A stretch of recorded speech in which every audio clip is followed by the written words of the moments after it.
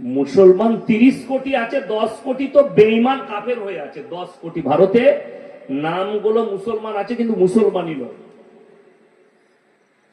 আমি কারোর নাম উল্লেখ করছি না, বহুত আছে, আব্দুর রহমান, আব্দুল জব্বার, আব্দুল সত্তার, আব্দুর রহিম, কি বলে ভালো ভালো নাম আছে, কিন্তু আল্লাহর কসম তারা মুসলমান নয়, খালি নামটা আছে।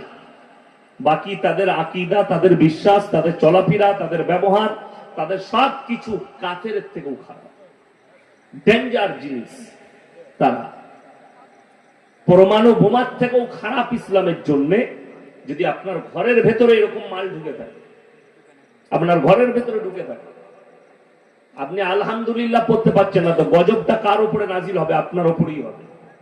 আপনি সুবহানাল্লাহ বলতে আপনার কষ্ট হচ্ছে, মুখে ব্যথা, সালামের উত্তর দিতে আপনার লজ্জা লাগছে, বুঝলেন? সালামের উত্তর দিতে একটা মৌলী সাহেব আপনাকে সালাম দিবে না, সালামটা আপনাকে দিতে হবে। একটা দাড়ি টুপিওয়ালা আপনাকে সালাম দেবে না। আপনি বেদাড়ি, বেটুপি, বেঈমানের মতো চেহারা, আপনার মুনাফিকের মতো চেহারা, সালামটা আপনাকে দিতে হবে। কেন বললাম? রাস্তাঘাটে, ইলেম বাজারে যদি যান, হাঁটেতে যান, কোনটা মুসলমান কোনটা অমুসলিম বোঝা যায়? কথা বলেন না, বোঝা যাবে না। কিন্তু একটা দাড়িওয়ালা, একটা টুপিওয়ালাকে দেখলে বোঝা যায় না, যায় না এটা মুসলমান।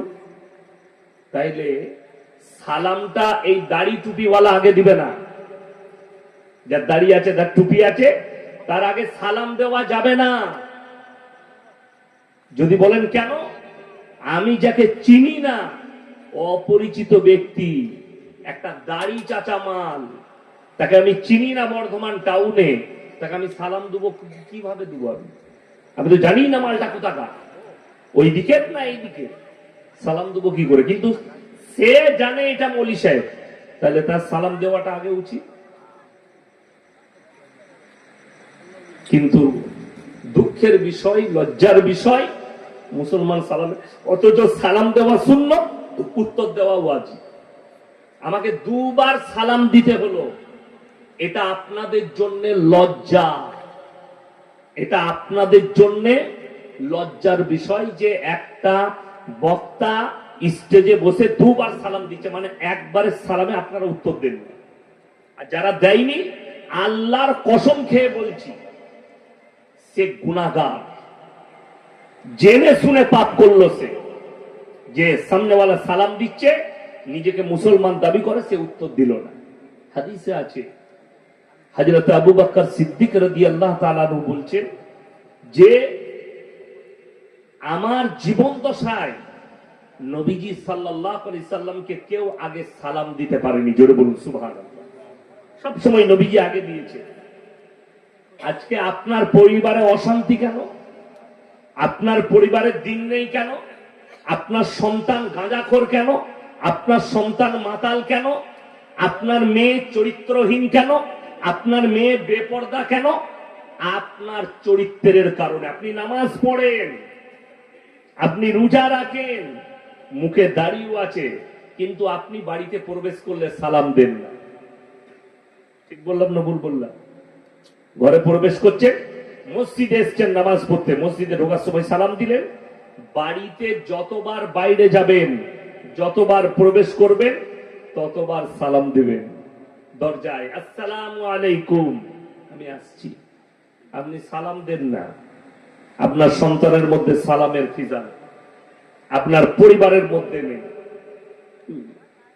বাড়িতে ঢুকছে, কই গো মুখের মা, হারামখোর, নিজেকে মুসলমান দাবি করে, ও মুখের মা। আর ও মুখের মা উত্তর দিচ্ছে, এসে ভাত রেডি।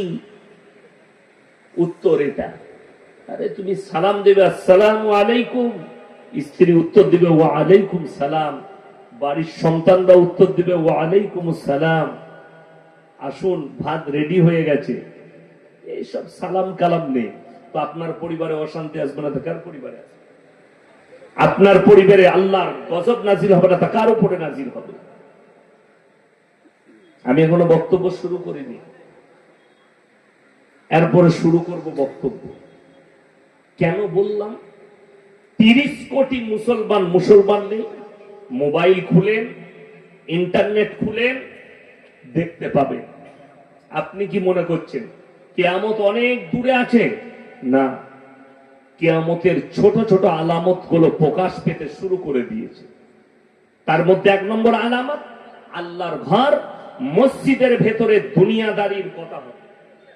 এখন হচ্ছে না হয়নি? জুম্মার দিনে, আজকে শুক্রবার ছিল, জুম্মার দিনে ইমামের খুতবা চলছে, এরা ব্যবসার গল্প করছে, সংসারের গল্প করছে, নিজের গল্প করছে। এটা কিয়ামতের আলামত।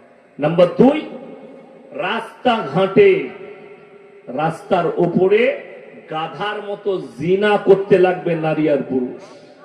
গাধার মতো জিনা করবে নারী আর পুরুষ। এটা কিয়ামতের আলামত। সাহাবীরা বলেছিলেন, ইয়া রাসূলুল্লাহ, এমনও কি যুগ আসতে পারে যে রাস্তার উপরে গাধার মতো এরা জিনা করবে? আল্লাহ রসুল বললেন, অবশ্যই আসবে। আজকে সেই দিন এসে পৌঁছে গেছে, সেই আলামত এসে পৌঁছে গেছে। নাম্বার 3, পর আপন হবে, আপন পর হয়ে যাবে। ভাইয়ের দুশ্মন ভাই হবে, আর তার বন্ধু হবে তার আপন।